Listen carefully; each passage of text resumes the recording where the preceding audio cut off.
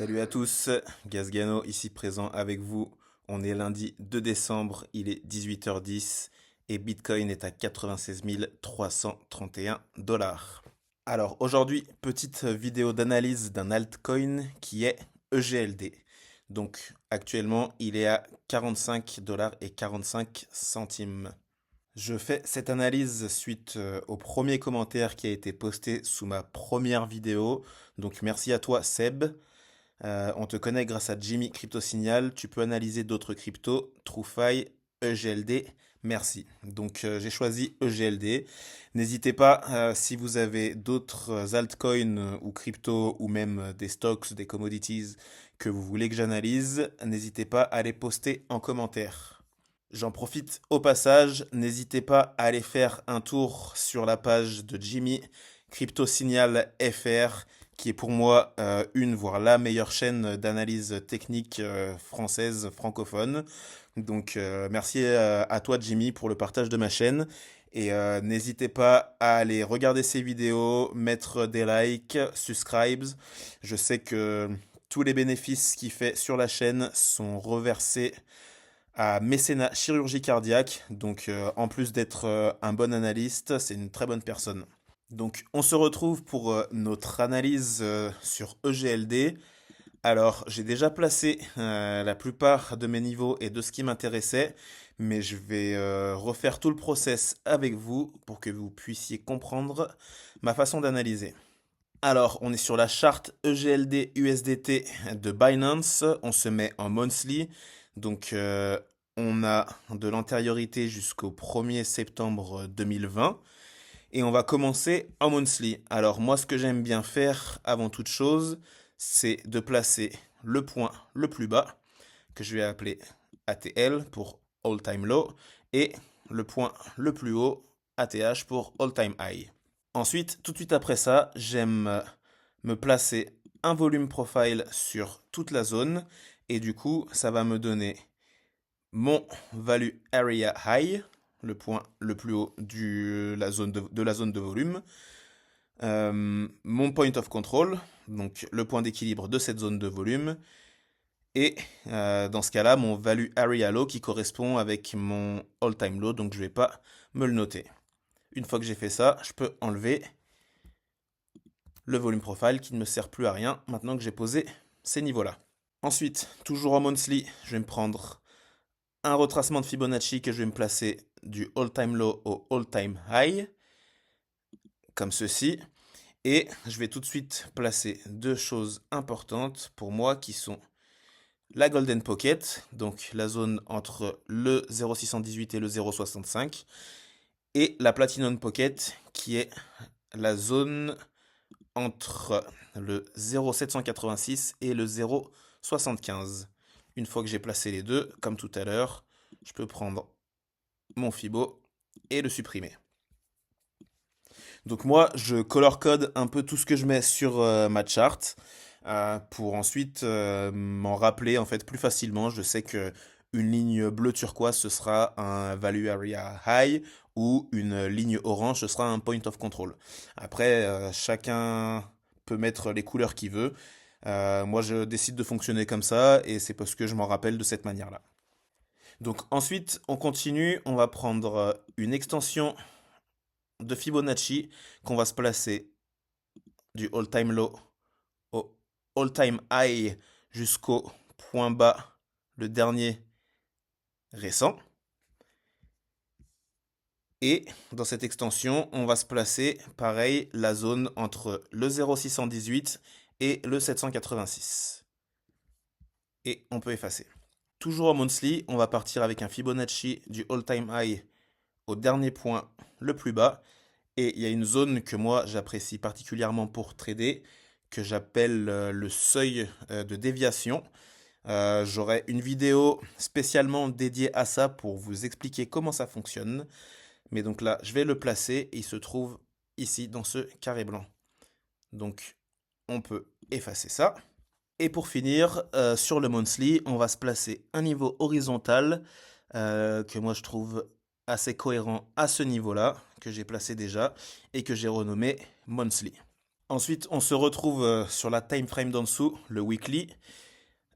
Ici, on va se placer quelques niveaux aussi. Alors, moi, je trouve qu'il y a un niveau intéressant par ici. On va se mettre une ligne. Hop, on va changer la couleur, on va se la mettre en bleu. Et on va l'appeler weekly. Hop. Donc ensuite, on descend de time frame, on passe sur le daily, on va se placer quelques niveaux qu'on a repérés. Donc je les ai déjà placés, je vais juste vous les montrer un par un. On a un niveau ici de support. Ensuite, pour moi, niveau cohérent, un peu plus haut qui a servi de résistance pendant un bon moment. Ce niveau-là. On continue avec ce niveau-là qui a servi de support puis de résistance. Et pareil dans le passé qui a servi de support et de résistance, donc niveau cohérent. On continue pareil avec un autre niveau de support et résistance.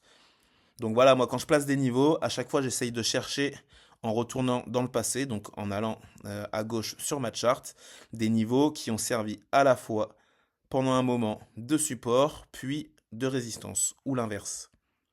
Et on termine avec un niveau cohérent pour moi qui sera ce niveau-là.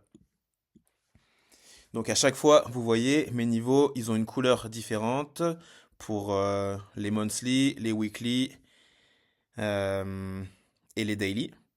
Donc maintenant qu'on a placé nos niveaux daily, on va continuer, on va revenir rapidement sur le weekly et on va placer le dernier niveau le plus haut qu'on va appeler SFP pour Swing Failure Pattern. Donc à partir du moment où on remonte ici, si on touche ce niveau et qu'on n'arrive pas à hard close une bougie au-dessus, on fera ce qu'on appelle une Swing Failure Pattern, donc SFP. Et donc c'est souvent, la plupart du temps, signe de retournement. Maintenant qu'on a placé la plupart de nos niveaux, donc sur la zone locale, je ne vais pas placer des niveaux tout au long de la partie qui ne nous intéresse pas pour l'instant, c'est-à-dire jusqu'au all-time high. On va se concentrer sur la zone actuelle. Une fois qu'on a placé nos niveaux, on va placer des zones d'intérêt, que ce soit des zones de volume la plupart du temps, ou d'autres types de zones. Donc là, on va commencer, je vous ai placé ce qu'on appelle un fair value gap ou une imbalance. C'est cette zone-là où on a délivré très fort vers le bas et donc on a créé ce qu'on appelle une inefficience de marché. Donc je l'ai placé ici en noir, marqué FVG. Et vous voyez que actuellement, c'est la zone qu'on essaye de reprendre. On va voir, soit on se fait rejeter et on part à la baisse, soit on arrive à la passer. Et donc une fois qu'on l'a passée, on peut être quasi sûr qu'on va s'en servir de support. Donc pour continuer dans les zones, on reste en weekly. Maintenant, on passe aux order blocks. Donc j'ai placé un order block weekly ici. On va passer en monthly.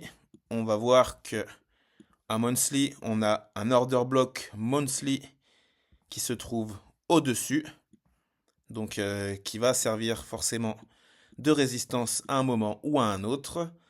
Donc pour apprendre comment je place mes order blocks, n'hésitez pas, il y a une vidéo que je vais bientôt poster où j'explique ma manière de procéder pour placer mes order blocks. Et donc on continue avec le daily. Et en daily, on a un order block ici, très intéressant parce qu'il se trouve à l'intérieur de notre order block weekly.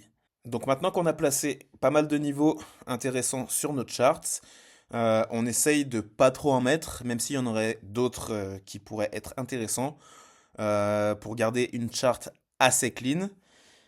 On va continuer avec ce qui nous intéresse maintenant, c'est-à-dire la zone actuelle. Donc si je reviens en weekly, on peut voir sur la structure de marché, que je vais vous dessiner tout de suite, qu'on a fait ici un point haut, ensuite en weekly un point bas, un autre point haut mais moins haut, un autre point bas plus bas, et qu'à partir de là, on a fait un break of structure et qu'on est en train de faire un nouveau plus haut. Donc voilà nos structures en weekly. Et on a ce qu'on appelle notre break of structure qui va se trouver juste ici. Je vous l'avais déjà placé. Voilà, notre break of structure au niveau de cette bougie-là. Donc on peut dire que en weekly, on vient de retourner la tendance locale et qu'on vient de faire un nouveau plus haut. Donc la suite logique, ce serait soit de continuer plus haut, peut-être traverser le fair value gap pour se retrouver dans l'order block monthly. Mais dans tous les cas, à partir de là, à partir du moment où on a fait un nouveau plus haut, ce qui va nous intéresser de savoir, c'est où est-ce qu'on va faire un plus bas, plus haut que le précédent. Et donc par rapport aux zones qu'on s'est placées avant, on a déjà quelques indications qui pourraient nous servir. Donc on peut ensuite regarder localement en weekly par rapport au dernier point le plus bas et le point haut actuel où on est, où vont se trouver nos Golden Pocket et Platinum Pocket. On peut se les noter comme ceci. Donc ici, on va voir notre Golden Pocket en weekly. Et juste en dessous, vous pouvez voir qu'on a notre Platinum Pocket weekly qui correspond avec un niveau daily. Donc on commence à trouver des confluences et ces niveaux-là sont très proches du point of control. Donc on se note Platinum Pocket et on peut supprimer ceci. Donc voilà, à partir de là, je considère que mon analyse est plutôt correcte sur EGLD avec des niveaux qui partent du monthly en passant par le weekly et le daily. Donc maintenant, on va se concentrer sur le daily pour trouver des endroits qui vont nous servir de support ou de résistance pour pouvoir rentrer dans des prochains trades ou rentrer même en spot pour la suite de ce bull market. Donc personnellement, moi ce que je vais regarder actuellement, c'est premièrement le fair value gap où on bute actuellement avec le niveau daily juste au-dessus. Donc à partir de là, si on a un pullback, je vais regarder premièrement la zone de la Golden Pocket, Platinum Pocket. Mais étant donné qu'on a notre point of control juste en dessous, je serais plus en faveur d'aller vers le point of control, voire faire une mèche pour aller prendre l'order block weekly, donc dans cette zone-là, pour ensuite repartir à l'attaque de ce haut et aller chercher l'order block monthly. Donc si on se met Market Cypher en concordance pour voir ce qui se passe, et c'est là que c'est intéressant, on peut voir que sur le Market Cypher B, on va avoir un RSI qui est dans le rouge, on va avoir un red dot qui vient de s'imprimer et on a les momentum waves qui sont assez hautes dans l'overbought. Donc on peut se dire que ce niveau-là va peut-être servir de résistance. Et qu'est-ce qu'on aimerait voir? C'est une divergence bearish dans cette zone qui nous renvoie pour la suite de notre mouvement avec des momentum waves qui nous créent une divergence avec notre action de prix. Donc des momentum waves qui vont de plus en plus bas pendant qu'un prix va de plus en plus haut dans notre zone. Si on regarde ensuite en weekly, toujours sur le market cipher, on peut voir que au niveau de l'oscillateur jaune, on commence à avoir une courbe qui descend vers le bas. Donc ça peut aller en concordance avec ce qu'on a vu sur le daily. Et du coup, ça nous donnerait une première vague qui descendrait en dessous du zéro. Et à partir de là, quand on aurait une trigger wave par rapport à cette vague-là, donc c'est-à-dire ici, ce serait notre occasion parfaite pour rentrer soit en long, soit en achat spot pour la suite du bull market. Donc si on repasse en monthly, toujours en regardant Market Cypher B, on peut voir qu'on a des momentum waves qui sont de plus en plus hautes pendant que notre prix est de plus en plus bas. Donc ça va nous créer une divergence monthly. C'est des divergences qui vont mettre plus de temps à se mettre en place, mais qui sont super efficaces. Donc pour conclure cette vidéo d'analyse sur EGLD, on va faire un petit point pour résumer tout ça. Actuellement, on a cassé la structure, on a fait un break of structure bullish en weekly et en daily sur EGLD. On se retrouve avec un fair value gap entre 46 et 51 qui pourrait bien nous servir de résistance. Si on a une résistance à ce niveau-là, moi j'estime que les points importants à regarder seront principalement le point of control à 26,50, suivi de l'order block qu'on a juste en dessous, entre 25,50 et 21,50. Si on redescend pas jusque-là, parce que le principe du trading, c'est d'émettre des scénarios et de se dire si il se passe ça, alors je ferai ça. Donc, à partir du moment où on a établi cette zone, si on ne va pas dans cette zone, je regarderai pour un rebond au niveau de la Golden Pocket qui se trouve à 30,80, entre 30,80 et 29,80 pour un premier rebond. Et pour la résistance, je regarderai l'order block monthly qu'on a au-dessus du fair value gap qui se trouve entre 53,80 et 77,50 avec un niveau monthly en plein milieu très important qui est à 67. À partir de là, maintenant qu'on a créé une structure bullish, peu importe où on va rebondir, que ce soit en haut ou en bas, si on veut continuer la structure bullish, je pense que le prochain vrai objectif, ça va être d'abord le SFP qui correspond au haut de notre order block monthly à 78,30, mais surtout le value area high, donc le niveau haut de notre volume profile de toute la zone qui se trouve aux alentours de 91. Et à partir de là, si on arrive à passer les 91, on peut voir qu'on a une zone d'imbalance, donc un fair value gap en monthly qui se trouve juste ici au-dessus, on va le noter, entre 87,20 et 122,22. Vous voyez souvent que les niveaux correspondent les uns avec les autres. Donc là, la Platinum Pocket avec le haut du Fair Value Gap, le Value Area High avec l'intérieur ou le bas du Fair Value Gap, le Monthly ici à l'intérieur, etc. etc. Donc plus on a de confluence sur un niveau et plus on a de chances d'avoir une réaction.